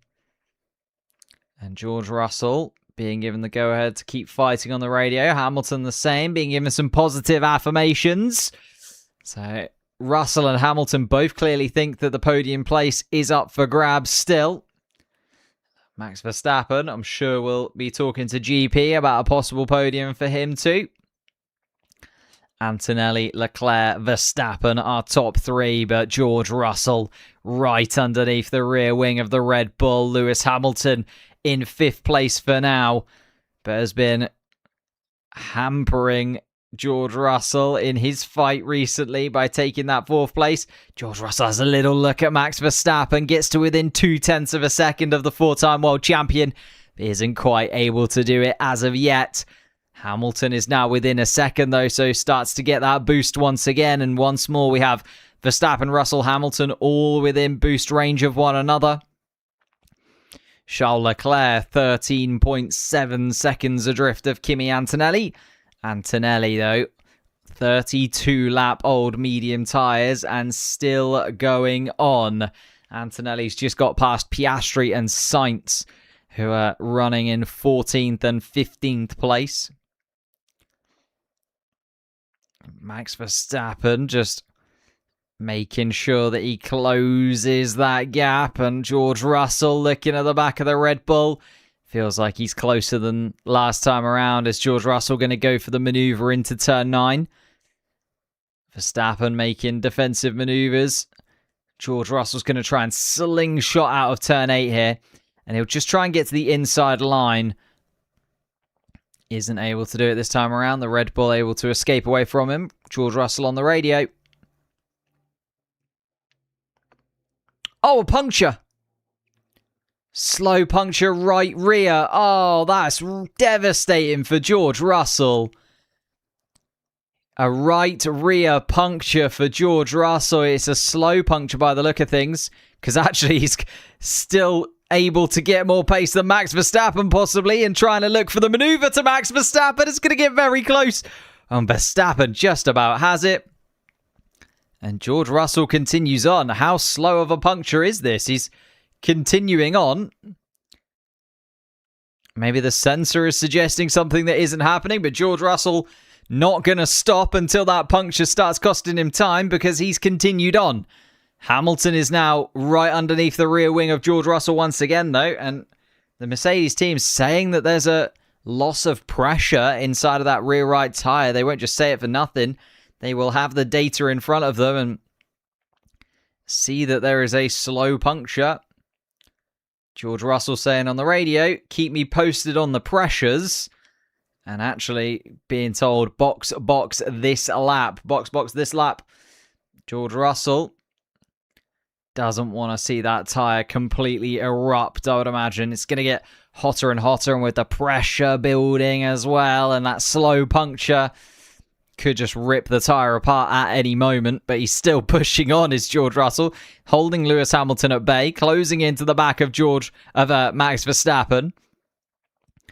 Let's see, if George Russell does pit, Verstappen is 0.4 seconds ahead. Hamilton, so he'll actually come up behind Hadjar, will George Russell. That's pretty devastating.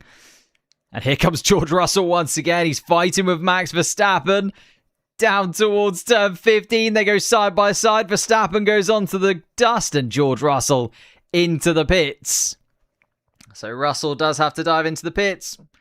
They don't want to risk it, that tyre pressure. But actually, it's done Lewis Hamilton a massive favour there, has George Russell, because Russell has slowed down Verstappen to such a point that Hamilton is now right underneath the rear wing of the Red Bull car.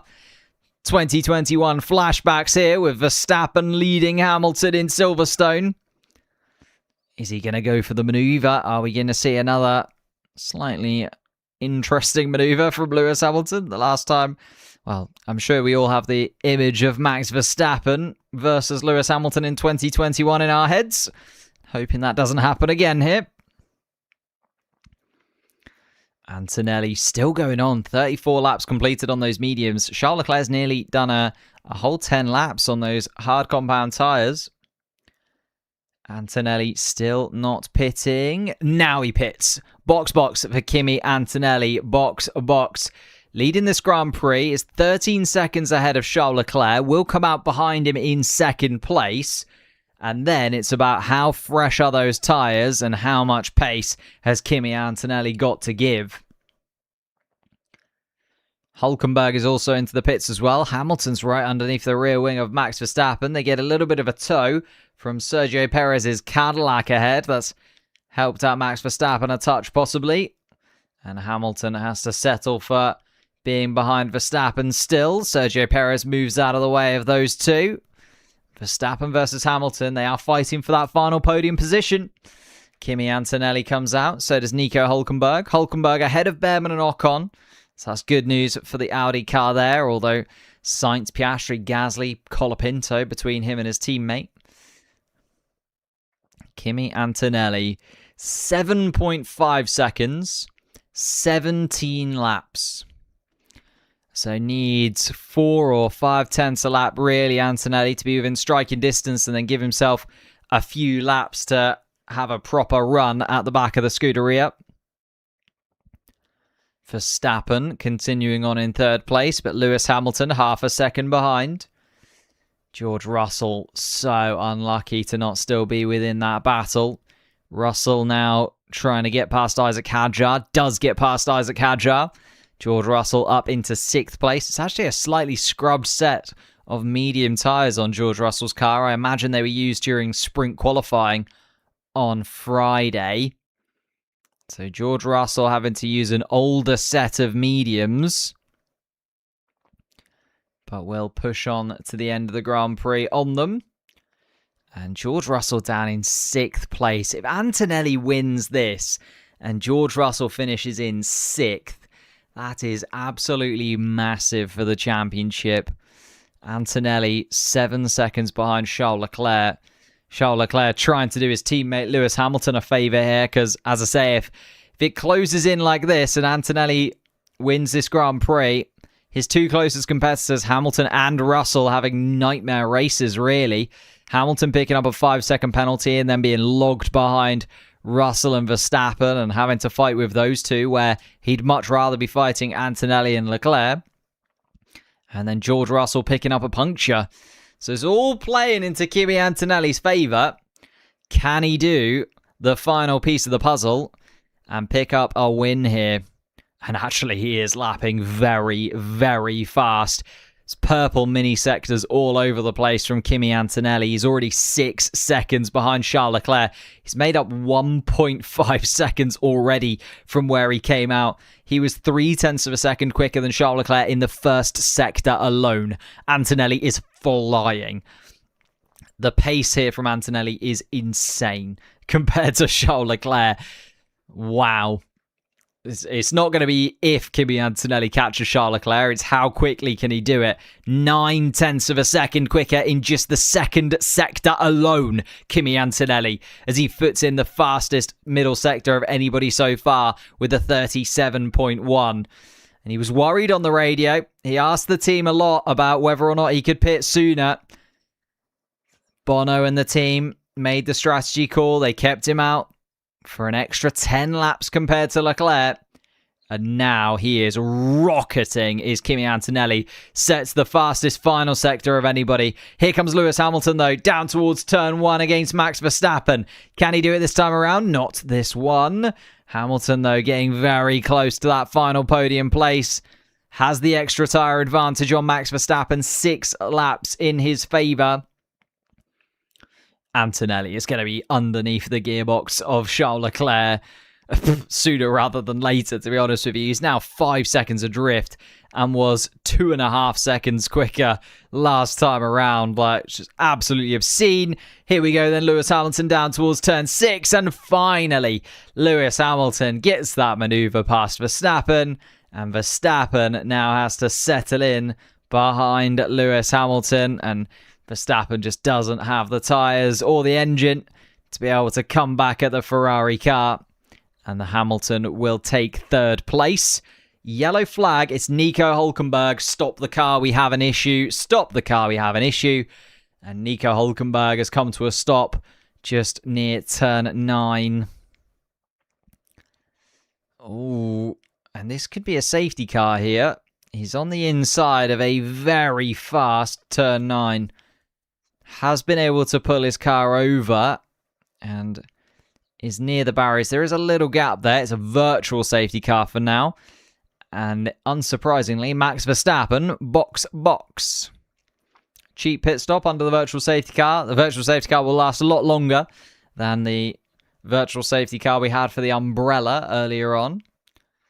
This might help out Charles Leclerc just a touch, as it should neutralise Leclerc and Antonelli. They should sort of close into one another and stay the same distance apart. 5 seconds between Leclerc and Antonelli. Lando Norris also comes into the pits. Just in case this is a full safety car here, the drivers that are pitting now getting a little bit of an advantage, particularly if this virtual safety car ends and then we have a different safety car later. They'll be on much, much fresher tyres. Charles Leclerc on the radio. What's the plan? Stay out, stay out. Charles Leclerc saying on the radio, not trying to get 1st place then. He doesn't even believe that he can hold on to the victory of this Grand Prix, Charles Leclerc. And Charles Leclerc, yeah, it just feels like they should, right? Leclerc is so far behind, and the virtual safety car is now ending. The Marshall's doing a really good job, actually, of getting Nico Hülkenberg's car moved very quickly. Hülkenberg did stop in quite a nice place, but still a really good job from the Marshals there. Charles Leclerc continues on then. The virtual safety car has ended, so it doesn't come into the pits. And Charles Leclerc continues on. 5 second the gap then between Leclerc and Antonelli. 13 laps left to go for the Monegasque.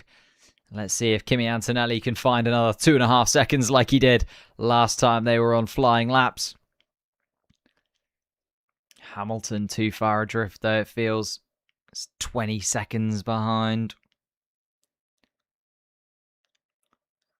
Hamilton actually now dealing with Ollie Behrman.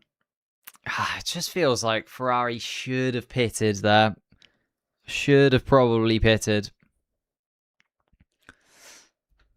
Let's have a little look. Now, I set you the goal of 300 likes earlier on in the stream. Have we managed to hit 300 likes on the YouTube stream so far? You might be watching on Twitch. You might be watching on TikTok. I think I'm live on TikTok. Can't remember if I did it this time around. But let me know how many likes we have got on the YouTube. Oh, as a 5-second penalty comes through for Lance Stroll. 5 different track limits infringements. That is Lance Stroll is running in 20th place. Max Verstappen being told, I guess we're pushing. We are indeed pushing. 10 seconds the gap between Verstappen and Hamilton, so needs to find about a second a lap on those fresh medium tyres, Max Verstappen. It's not impossible. He's got a 15 lap tyre delta. Hamilton's certainly up there. Oh, we're over 300 likes. I think the most live stream we've had this season has been 500. I'd be very, very impressed if we can get up to 500 likes. No further investigation on Russell and Verstappen at turn 15. There was a little bit of a to and fro between them, but nothing giving.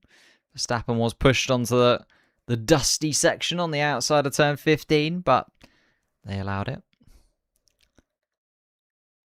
Piastri in 15th place, just now fighting with Ollie Behrman, but it's been a bit of a miserable afternoon for the McLaren man. Kimi Antonelli. Let's have a little look at his last lap then. Antonelli 131.9. Charles Leclerc 133.1. So 1.2 seconds the delta Antonelli had there on the last lap is absolutely rattling that Mercedes car around. Was also 2.5 tenths quicker through the first sector. Antonelli is going to be right underneath the rear wing of Charles Leclerc straight away here. After that virtual safety car stopped him from gaining. He'd probably be there already had it not been for the virtual safety car. Something's broken. Antonelli's going slowly. No, no, no. Another twist in the tail. Antonelli has just been overtaken by Lance Stroll, I think. Everything was looking great, and Antonelli's come into the pits.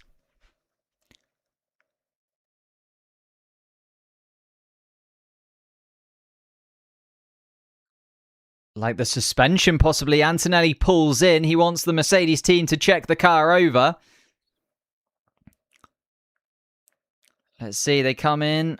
Have a little look. They've got a new front wing for him. Tyres are being changed. Antonelli's there once more. Oh, it's a disaster. And it's opened up the idea of Hamilton now finishing ahead of Antonelli. Verstappen now makes his way past too. And George Russell is also passed. That is devastating for Kimi Antonelli. A 41-second pit stop. And he was looking electric. He was so fast. Right. Now it's Antonelli. Can he catch Verstappen to get back onto the podium places? Can he catch Russell to get 4th spot and get ahead of his teammate? What happened there for Kimi Antonelli? And here comes Lando Norris as Antonelli can't brake. Antonelli continues on. It's going from bad to worse. Antonelli's not being able to turn for turn 6. And the suspension is broken is what he's saying over the radio. Lando Norris has been able to get past. And it's gone from Antonelli fighting for the win, for Antonelli fighting for his life. He's got Hadjar 7 seconds adrift. Lawson another 7 seconds behind that, but he is going very slowly indeed. Is Kimi Antonelli, and how quickly the tide can turn in Formula 1. Antonelli on the radio. I can try and keep going. We think it's just the wheel shield left-hand side. So he's going to continue on, possibly. But Antonelli really struggling inside of that Mercedes car because Antonelli is now 3 seconds ahead of Isaac Hadjar, and Hadjar's going to make short work of him. The car is not turning. Bono's trying to keep Antonelli calm. But Antonelli is going to go from 43 points ahead in the championship It's going to close down. George Russell's in 4th place. And Isaac Hadjar now makes his way past Antonelli as they go into turn 3. Hadjar then up into 6th place. Liam Lawson 7 seconds adrift. Antonelli surely has the pace to keep out of the racing bulls. No.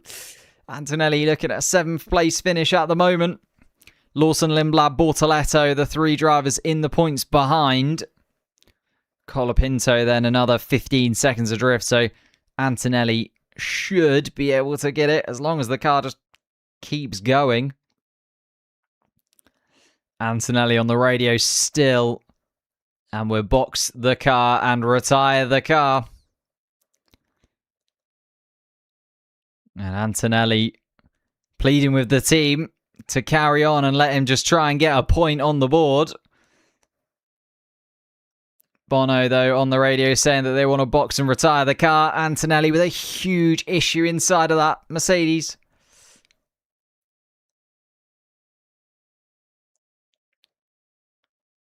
Box the car, going to try and remove the wheel shield and go again. So Antonelli won't be completely and utterly done. Oh, yeah, you can see it. On the curb of Copse. Can just see it. Will just be completely ruining the aerodynamic balance of the car there. And that's what Kimi Antonelli's feeling. That's why he thought that there was a significant problem with the car. And they have indeed pulled that off the car. Antonelli will continue on. It's going to affect the aero massively. There goes Lawson, Lindblad and Bortoletto too. So Antonelli now running in 10th spot. Oh, that is such a shame for Kimi Antonelli. He was there. He was within touching distance of another victory in Formula 1. It looked almost certain that he was going to win this Grand Prix, Kimi Antonelli. Charles Leclerc was lapping nearly 1.5 seconds to 2 seconds slower than the Mercedes. And that's just how quickly it can change. Kimi Antonelli, that wheel shield coming off and affecting the aerodynamics. And he's still messing up turn 6. Goes super deep into turn 6. Kimi off the road once more. If he gets a track limits infringement for that, it'd be very, very harsh indeed. Franco Colapinto is 1.3 seconds behind, so would inherit that final point scoring position. Kimi Antonelli on the radio said that he wanted to keep going to just get any points, a single point, and it does look like a point will be what he gets today. Antonelli 14 seconds adrift of Gabriel Bortoletto. Massive for Lawson, Lindblad and Bortoletto, by the way. They inherit some extra points for the weekend. Huge for Racing Bulls in the Constructors' Championship. Lawson and Lindblad 7th and 8th. And Antonelli is going to box to... Oh, okay. Bono on the radio said box to retire, but Antonelli continues on. And Antonelli's just come across the start-finish line, so not boxing to retire this time around. Let's keep an eye on what's happening up front. We've got Leclerc winning this. He's 21 seconds ahead of Lewis Hamilton. I think that's fairly done and dusted for them. Verstappen then another 7 seconds adrift. Let's look at their race pace. He was 0.7 of a second quicker Verstappen, but not enough to get him alongside Lewis Hamilton by the time they get towards the end of this Grand Prix. George Russell is in 4th spot. He's 5 seconds adrift. Again, not able to do anything. Norris, not able to do anything. Looks like the top 9 are pretty much locked in. It's just whether or not Antonelli gets to the end of this race or not. Franco Colapinto not gaining on the Mercedes. Gap of a couple of seconds still there to the car behind. And Antonelli continues on. But that's kind of ruined the crescendo a tiny little bit there, hasn't it?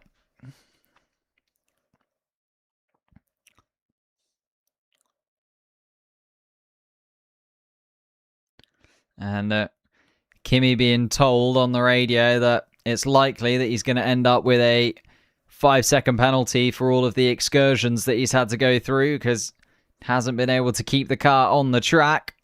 Track limits infringements are adding up. He does have enough to get a penalty. It's just whether or not that penalty will come through.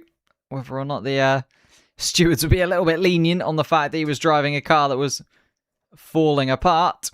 And that is now under investigation, though. Kimi Antonelli, track limits under investigation. So they're going to have a little bit of a problem in the Mercedes car, especially because Colapinto is within 5 seconds and will remain within 5 seconds. So Colapinto likely to pick up that final point for Alpine, which actually does matter because it kind of negates one of the points that Lawson and Lindblad have been able to inherit by jumping up a position as well. Leclerc still leading, and Leclerc now has the loveliest 6 laps ahead of him. There is the 5-second penalty confirmation for Kimi Antonelli coming through. I'll just highlight it on the tracker for you. There's that 5-second penalty, track limits for Kimi Antonelli. That is devastating, isn't it, for Kimi Antonelli, really? I do feel for him.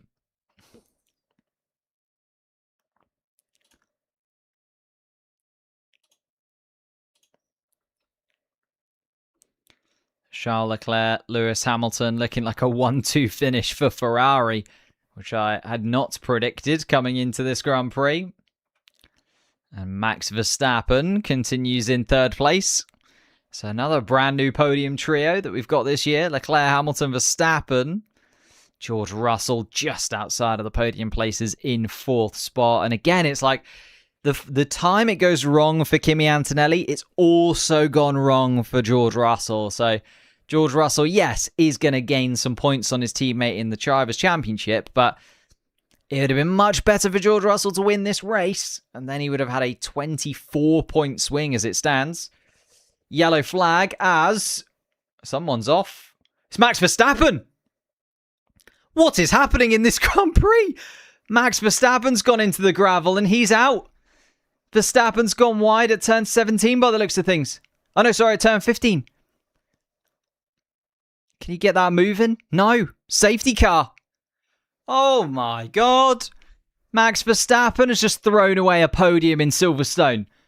Coming down towards turn 15, he's lost the Red Bull car. Lawson and Lindblad are screaming inside of that Racing Bulls. They've had an amazing day. Verstappen's now in. Hadjar pits under the safety car conditions. Now, Charles Leclerc, box. Let's have a little look. If the safety car doesn't pick him up, he's actually as far away from the safety car as he could possibly be, Charles Leclerc.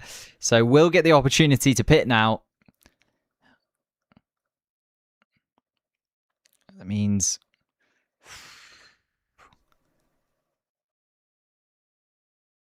yeah, Charles Leclerc will pit. Come on, Charles. Do the right thing.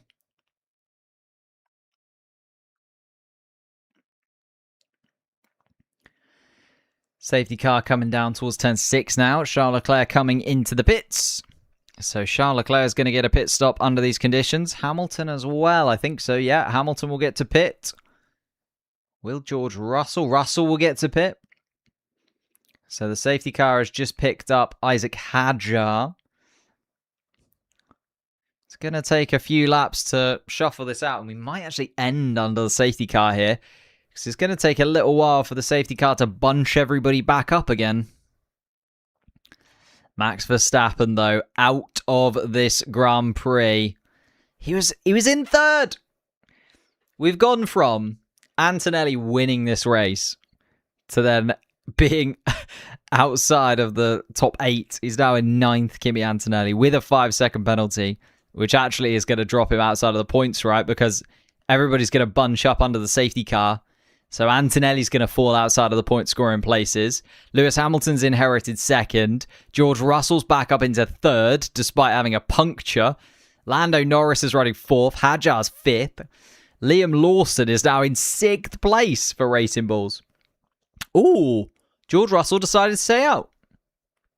George Russell didn't pit. And to be fair, if we finish under the safety car, which is certainly possible, because the safety car still hasn't picked up Charles Leclerc.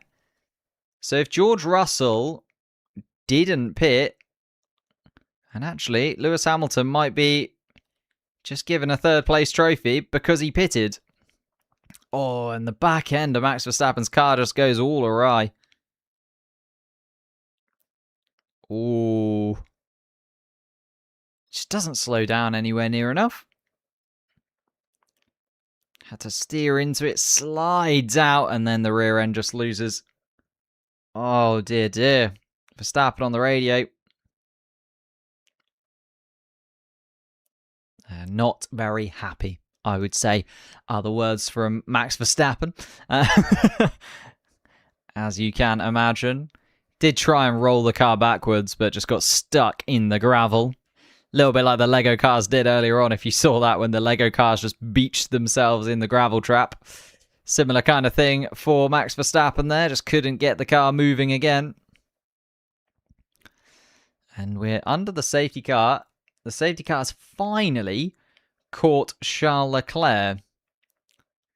But we've got Piastri, Behrman, Ocon, Perez, Bottas, Alonso, Stroll, who have all been lapped, so they'll have to unlap themselves, and the safety car's going to have to catch them once again. George Russell hasn't even caught the back of the safety car yet. Kimi Antonelli, with a 5-second penalty, is going to drop outside of the points. It's going to be Leclerc, Russell, Hamilton, our top three, and Ferrari with a disaster class there. Had they just stayed out, Lewis Hamilton would have got P2, but they've pitted and might end up with Hamilton P3 because of it. Feels like it's going to end on the safety car here. If I had to guess, I feel like it's going to end under the safety car. Does not feel like there's anywhere near enough time to get all those cars around again and again from underneath the safety car itself.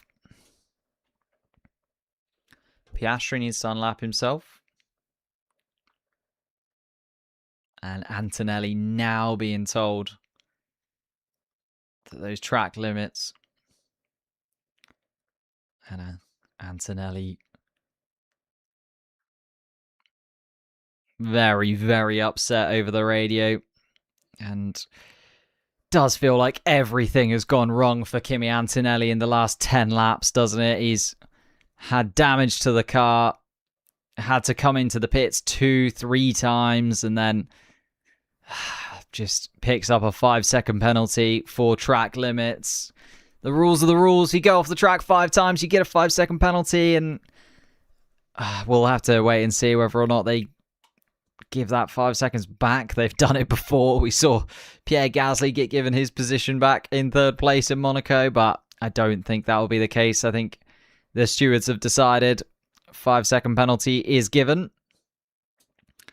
We finally have a little bit of a bunch, but still Colapinto, Gasly, not yet behind the safety car. Haven't got the safety car unlapped cars either. We've got what? Carlos Sainz backwards? Or Piastri backwards, sorry. So Piastri, Sainz, Behrman, Ocon, Perez, Bottas, Alonso, Stroll all need to unlap themselves. And Bottas is a mile away. So it's not going to be a good afternoon for Lewis Hamilton and Ferrari. If it ends like this, they are going to kick themselves for pitting when George Russell didn't. Soft compound tyres onto Lewis Hamilton's car. If we do get a lap of racing, I would back Lewis Hamilton to get the move done, but I don't know if we'll get a lap of racing is the other thing. I think the safety car might be the end. And then Lewis Hamilton talking on the radio, thinking about what he's going to do if the safety car does come in. Will we have 1 lap of racing under the safety car? I don't think so. We start lap 51. 2 laps left to go. And now we get the go-ahead for the lapped cars to overtake the safety car. Because they had to wait until Gasly was at the back of this pack. Piastri, Sainz, Behrman, Ocon now making their way past. Trying to do 1 racing lap possibly at the end, but Burt Mailander is going very slowly indeed. trying to give all of the cars the best opportunity to unlap themselves and get by, but we're watching the Aston Martins and Cadillacs now getting their way through. So Stroll, Perez and Bottas finally do make their way through. Max Verstappen making his way back to the pit lane and just threw away a third place at Silverstone. Max Verstappen, that is agonizing.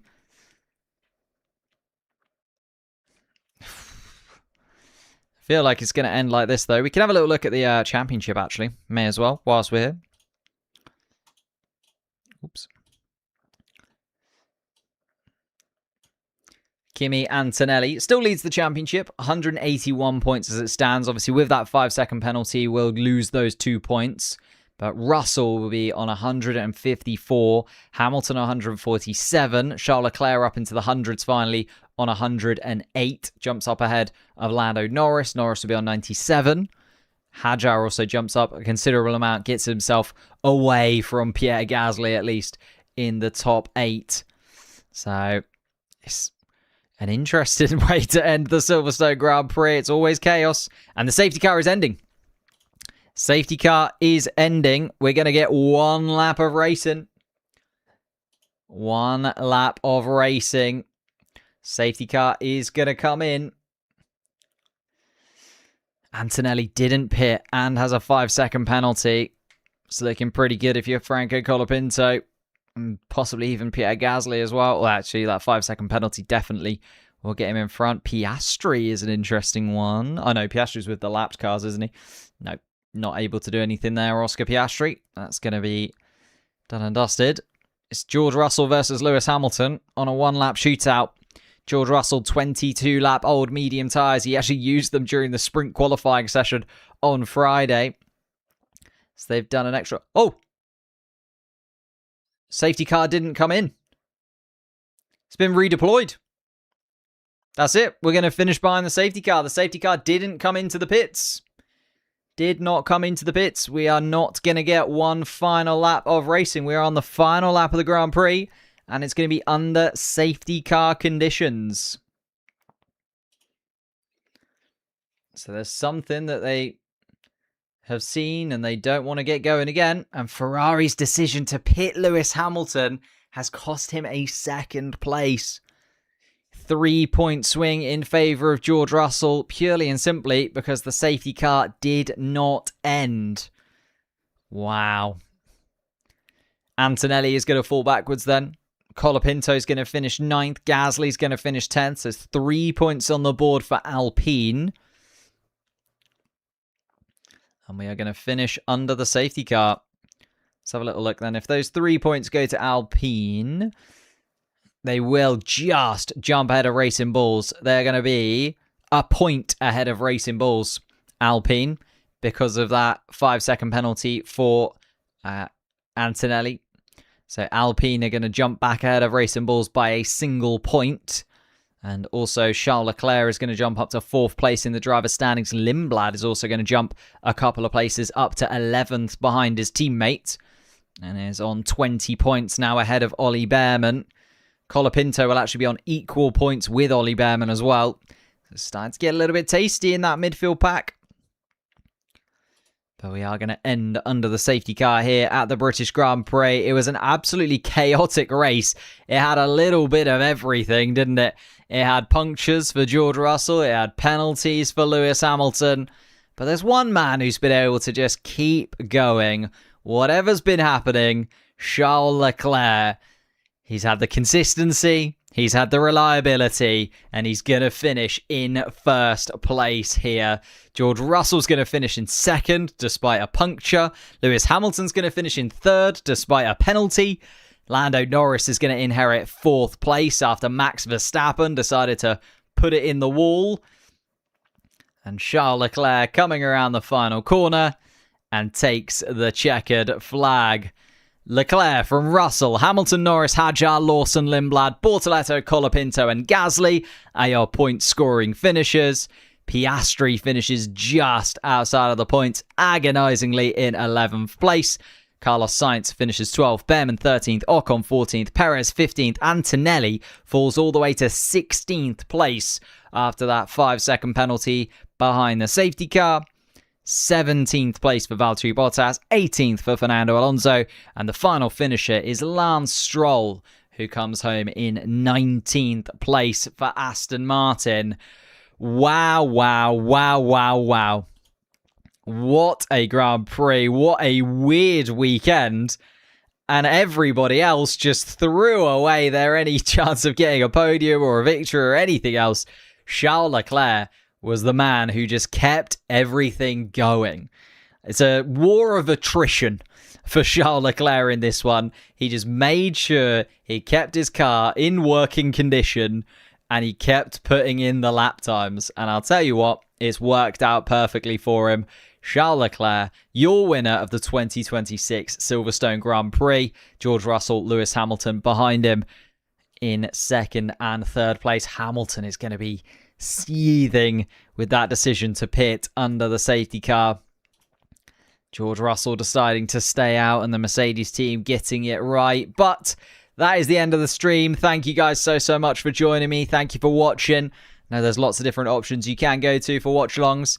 Appreciate it massively. If you could hit the like button on your way out, that'd be absolutely incredible. And why not, whilst you're watching the celebrations on the podium, check out the first link in the description. I made a video about who I think will go into that seat alongside Ollie Behrman at Haas. I would massively appreciate it if you could hit that link, get the views up on that one, and just help out the channel. It's a good video. It's a good video in my opinion. I know that I made it, but it's good.